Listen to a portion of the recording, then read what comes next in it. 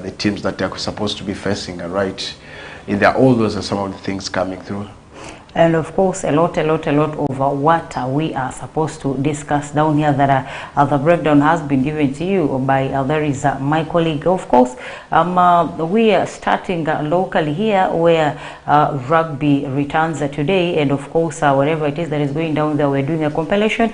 We'll bring to you the full details right here, either in the tomorrow's consequential or on Monday in there. I want us to start with the return fixture of Big League qualifiers, second leg. Of course, the first leg did take place between the Black Angels and of course Northern Gateway down in UTC grounds in Lira, home of there is Northern Gateway, and we did see that game ending on an all 0-0 in there. And then this time around, the return leg, just like Owen had said, was supposed to be today, but because of I think a fixture congestion, and I think they're looking into broadcasting this game live, the game was pushed on Sunday to creating space for other games to go in between yesterday, today, and from of course the week. And this Sunday, all roads of course will be leading down to Barukuru. There is the home of the Black Angels, where they will be hosting Northern Gateway in the return fixture of the Big League qualifiers. What do you anticipate ahead of this? Because I see a lot of preparations, high gears. Everyone is of course already, the people on the other side, I should say, in celebratory moods, because they see this as a win for them. And for the fact that the first round went on a 0-0 in there, they feel at Barukuru it is going to be a ground for victory for there is a the Black Angels. Yeah, I think it's a good one for them, because we're looking into how the team is coming. When I looked at all the games were not going to be on TV, and then I said that was not going to be good. But when I saw that the teams or the names of when there was a change of fixture, then it shows you that at least the federation is trying to push up something in there. Indeed, we saw a team, Northern Gateway. The biggest advantage was for them to have their game, to win their game, but never did they even get a goal in the games that they played. So it was a very big thing to talk about, because even they couldn't score. That showed how tight the game is. But it's not by surprise, because by the Black Angels at home, we know what it means for them right there. Winning games has always been one of the key things for them. When they're at home, you see the fan base. Even I personally, by the way, I'll be traveling. I want to go and watch and witness what exactly this game would be like for the Sunday game. It's going to be a very good one. But all in all, I believe a lot is expected, because the team has the support home, and not only support, but the entire West Nile is going to rally behind by the Black Angels to make sure that they get to the Big League, because the more the numbers we have kept advocating, the more the numbers in Big League, the more, of course, interesting the games are, the more the West Nile region gets what is called the adventure, receives, the tourism bit is very okay. Economy grows, because every time a team travels, let's say to Paida, they will have to sleep in a hotel or the place to sleep, accommodate them. Those people are getting money. They will need to eat. Of course, the local community will be getting money because of the foods that probably will be cooked.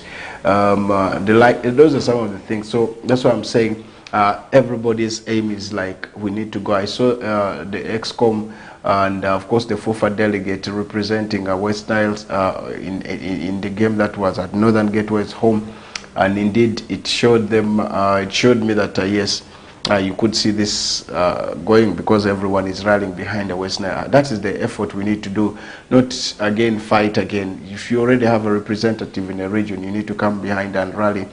See how this would be propelling, how this would be pushing it right there. So I think it's a good one for, that is the team itself of Paida. But again, it shouldn't be, there should be no, of course, room for error, because anything can still happen. It's still a 0-0. Any team that gets a goal there, let's say if it is Northern Gateway getting a goal and defending it up to the last moment, then you could see something so heart beating, or something that would be so painful for them, because The aim is, do you have what it takes to win this game? Yes, win it. Score your goals early and make sure things work out. Those are some of the things that are going to be, of course, coming and probably pushing. But I believe for now, Paidha has the upper hand because they have a point from away. Coming home is just like adding the other so that you can have the 3 or maximum points collected to your book. So, interestingly, I'll be seeing a big turn up. If the team of Ginger North has never, the players have never been in a crowd of such kind, then they are going to see that things need to come prepared, because the numbers are going to be there.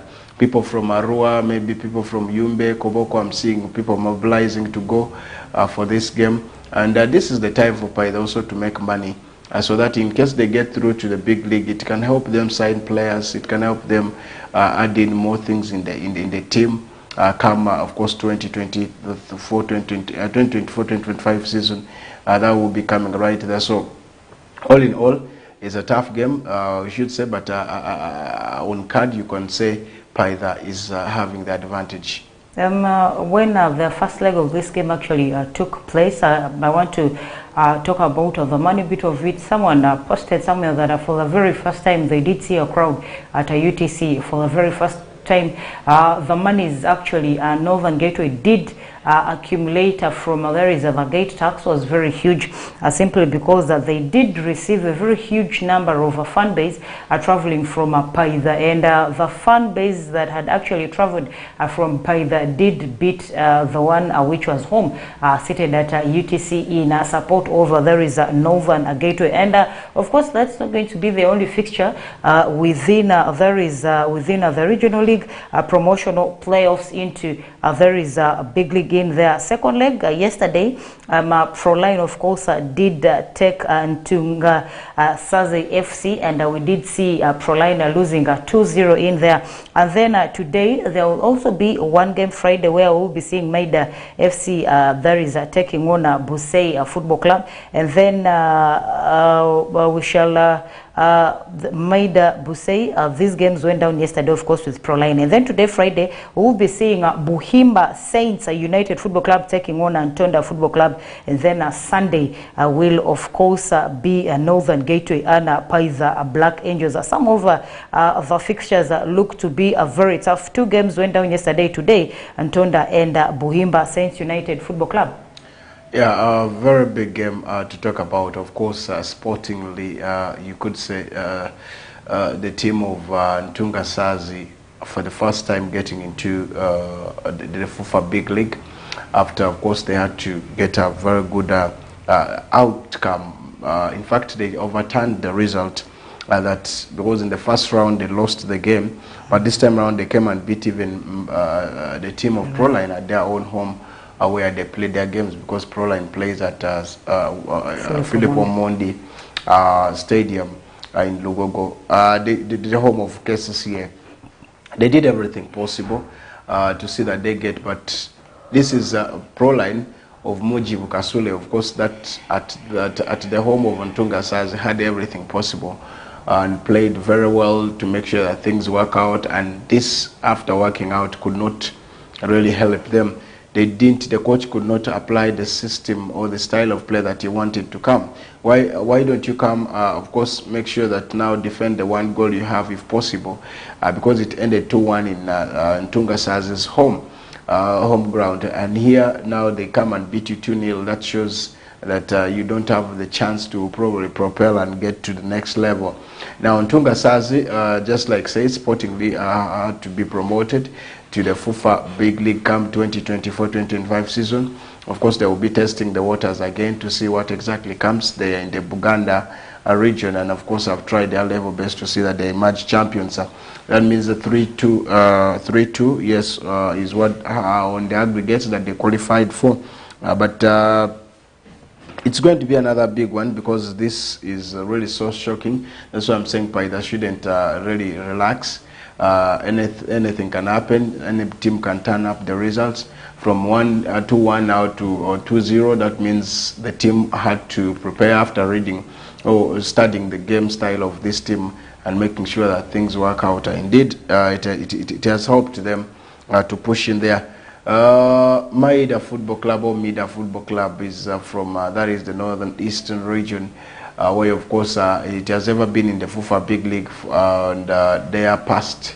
That is Mbale, they're in Malaba, where they are. Of course, that's how far the team can travel, because they used to play their games in Tororo. I used to know at King George Stadium in Tororo.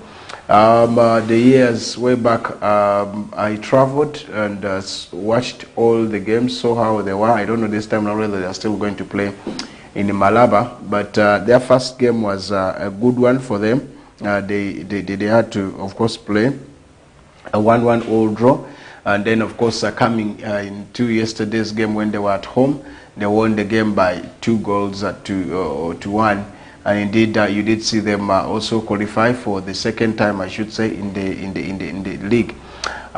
Such teams are good, but I have issues that a team like Malaba Youth Development Association, the years that it was here, I remember it even went up to Premier League. Yes, it went up to Premier League, I remember, but they couldn't manage and came back. They are called Malaba Youth Development Association. This club now has a lot of people investing in it, and they want to push things there. But what do I mean? That such teams emerge, and what is the sustainability? That's why I want to say that what Federation of Uganda Football Association has brought is very good, of making sure that you as a team, the person who is in charge of the team, you need to have some capital to show to the federation in case you're owning a team, that this is how you're going to sustain this team. You have the capacity to sustain it and all this. So those are some of the things that are coming. But there were a lot of questions about Mida Football Club because of hooliganism and the rest of the acts when they were in the league, mostly big league. Even when they were out of big league and the Premier League, we had all those complaints that kept coming. But now I think they are coming with different style. They need to come with the discipline. Even their fans need to change and know what exactly it means, because it was not easy when they joined the FUFA Big League for the first time that side. Quite a very lengthy analysis on each and every other team that of course is trying so hard to see to it that they live regional league where they have been taking part in, and of course they get to cross to there is the second biggest tier of football in Uganda. There is a big league just after the biggest tier, of course, Star Times Uganda Premier League in there. Leaving the big league qualifiers there, I want us to look at a few of the transfers, starting with Paul Muchurezi, who of course did bid farewell to Chitara Football Club on his social media handles, without of course exposing out or without giving a hint on where next he would go to. We all know Paul Muchurezi, who has of course worked so hard tirelessly to there is a Chitara Football Club, and there he bids in farewell to Chitara Football Club. What do you think could be next for there is Paul Muchurezi? I think it's a good one. Now he needs to think about what to do next, maybe as a project that it's going to. But Edge is also catching up with him. At Mbarara City was the star. He had to take challenge to make sure that he went to Vipers, and then came back to Mbarara to make sure that he makes a switch to Chitara, and I think it has worked out for him. We yet to hear, because I can't predict, but he still has game time that he can play. He has done a lot for Chitara, brought them into the league, at the same time still kept into the team. They finished in a good way, won the Uganda Cup with them. It shows you what exactly this is like. But all in all, I think he has a reason, or his contract should have gotten done, and he feels it is time to decide on himself on what to do. So for me, I see that's going to be a good one for him to start another new life. In also another transfer, news or rumors are coming through reaching there is the Whistle Time desk indicates that okay, earlier on we had a lengthy discussion here about there is Muhammad Shaban, of course the top scorer of last season is Star Times Uganda Premier League season 2023-2024, who of course did play for KCCA that finished in 5th on the log. Stories that had earlier on come through indicated that he had put across a certain huge amount of money, where we all did see that KCCA wanted him to remain and sign a contract extension, but they were not willing to, of course, heed to all his, they were not able to heed to all his demands in there. Of course, the sign-on fees and some of other things that he had demanded in there. But then we also did see a lot of clubs that, of course, were coming through in the services, seeking the services of Mohamed Shaban. We did see Gor Mahia, we did see Vipers also joined in the competition, but we also did see other international clubs coming through for there is Mohamed Shaban's signature. But then in between here, just like you had said yesterday, they have been silent simply because the entire staff of KCCA, from there is the coaches up to the players, have been in for a training or a course training in there. That's why probably they were silent. And stories that I landed on this morning indicated that KCCA now, rumorly, okay, it's not yet confirmed, KCCA now is willing to, of course, heed to Mohamed's demands. Of course, the sign-on fees, the huge amount of money that he had placed earlier on, plus the other demands to see that they give him a contract extension at there is KCCA. Is that good for Mohamed Shaban, or literally he had stayed at KCCA or Uganda and he needed to test the waters outside the boundaries on all that? Depending on what exactly the team's feeling, because I feel right now Shaban, up to now, I don't believe that his surgery that was done for him is going to allow him play for quite a long time now. He has that injury. He's a good player, but you would see even in the national team when he did the celebration that you would see that he felt some pain into his leg. But all in all, he's a good player. Right now, the aim is, can he go and make that money? That is what I know as a player is now thinking. Because in Uganda, you know, the lifespan of a player is not all that much that he will play for you for all that while. If KCCA is ready to give his monies, then I think it is going to be good for him to be here than going elsewhere. You need to still adopt, you need to get the style of play. Here you can play games every day. The coach has trusted you, and I know that's because Abdallah Mubiru now is going to be building his own team, and KCCA is going to trust him with everything. That's why you're seeing him adding in more names in the team, trying to build up a team according to his what he feels the team needs to be. I told you the white was the Muzungu was at KCCA, but the Shabans were not given chances to start. But now this time around, it's the same Shaban who started getting into the play after Mubiru came in, and he finished as the top scorer of Uganda Premier League. He scored for the national team. That shows you that he was really in a good form for that for last season. So I believe it's not a bad one. If KCCA can afford, KCCA needs to get him, retain him, so that he's able to push forward. But if KCCA can't again afford, then he would have to take another chance, because it's all about making money right about now. So for me, I want to say this is the time for him to prove himself, and it's the time for KCCA to see whether they value his services or no. If they value, trust me, they are going to be giving him that contract. And I believe I would advise Mohamed Shaban to remain in the team if the offers are there, if the offer is so juicy, because here you can even, you know how to handle, but out there you need to pay for a lot of things that you need to always clear, taxes and what and the rest. You rather pay your Ugandan taxes that you know may be cleared because you're Ugandan, but what about going out there and you have a lot of other things? So for me, I would say that is what I would say. Then two, play time. Although you're getting, when your times are getting done, you still need to keep consistency of playing. That's why you're seeing the Shabans, I mean the Okutis are still active, because they got themselves into playing and keeping fit. So that's for me what I would say. If KCCA is ready, remain in the team.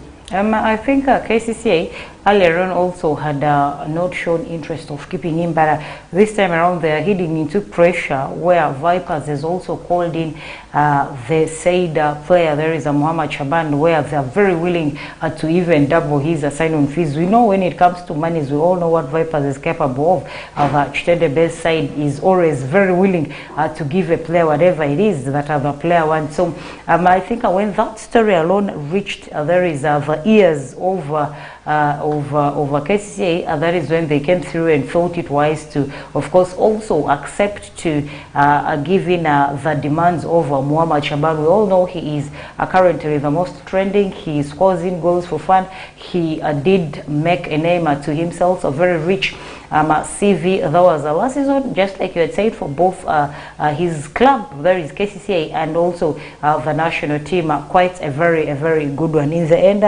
before we cross over for a commercial break, by the way, a story coming through indicates that the Uganda Secondary Schools Sports Association, that is USA, has announced that at least 8 Ugandan schools will take part in the upcoming 2024 International School Sport Federation ISF Gymnasiad in Bahrain in there, and the games will take place from there is October 23rd to there is 31st, and there will be a number of sports disciplines that will take place, and of course this date was confirmed by the USA President Justus Mugisha in there during a press conference held at the association's headquarters down there. There will be a couple of schools that, of course, will take place, will take part, and some of the activities that the Ugandan schools will take part will include athletics, swimming,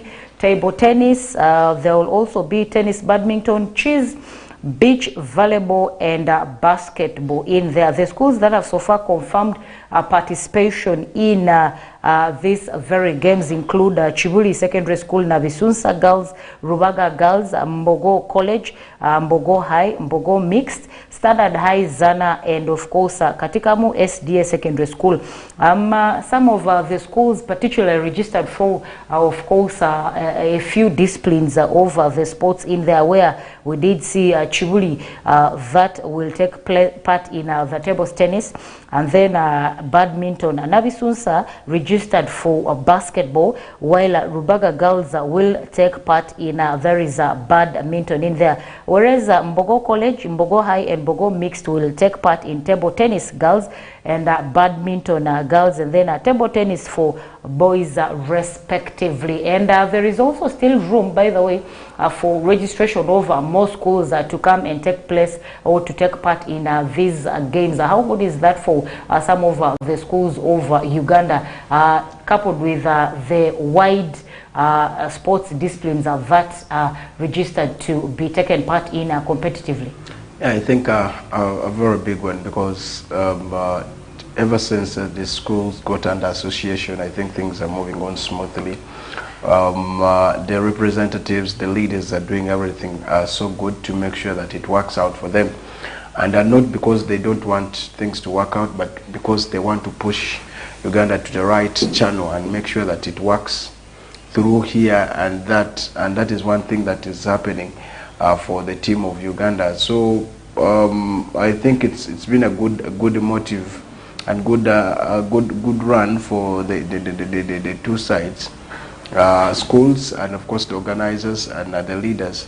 So I just want to say that's a good one, because they're affiliated, and affiliation means that they can easily push things, work the right way they want, and schools always facilitated, schools are pushed, and here now it also brings them in an umbrella that they can argue for certain things and it works out in there. So I think it's a good one. Some of the schools that of course will take part include Chibuli Secondary School will take part in table tennis, boys and girls, tennis, boys, and badminton for girls. And then Nabisunsa Girls will take part in basketball, and then Rubaga Girls will take part in badminton. Mbogo College schools will take part in table tennis, and then Mbogo College will also take part in badminton and table tennis in there respectively. And of course that that is basically what we had for halftime. We are sliding off for a very short commercial break. When we return, we will return with a lot more interesting stories. Don't touch that remote. Keep it locked to West Nile TV.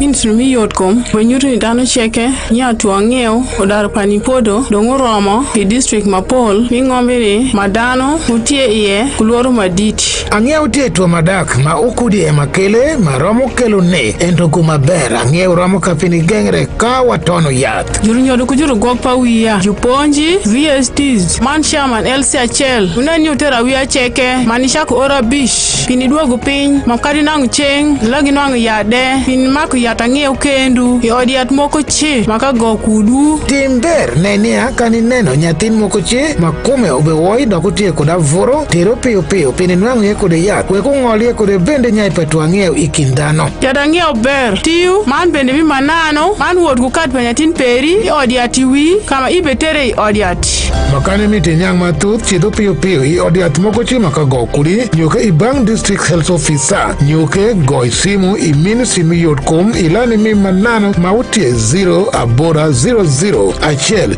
000 abusel nyoke chwal SMS mi manano i you report i number abora abich 00 kwenda maeneo aikuli bang ministry mi yotkom kokonyo aikuli bang dulmi UNICEF WHO man kujuru makte yot gimukende.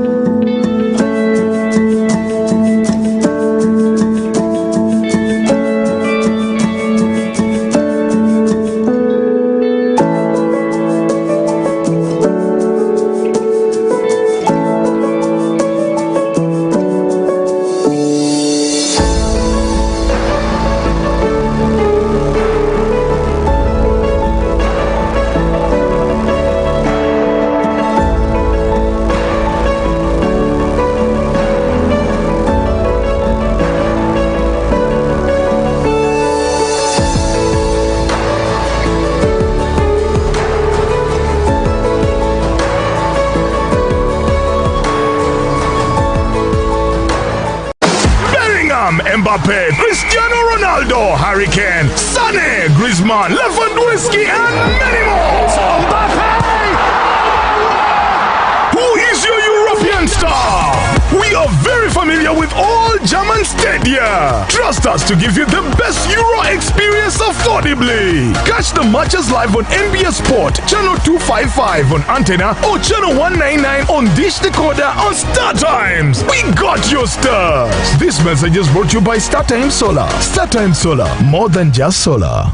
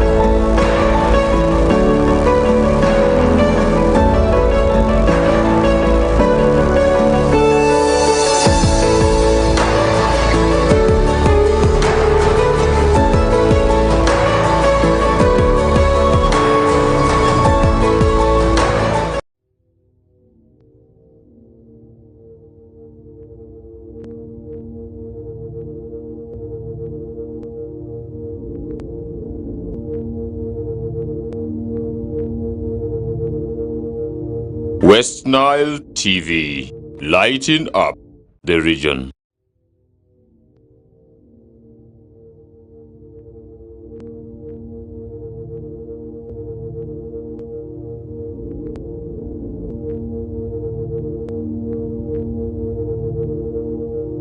West Nile TV, lighting up the region.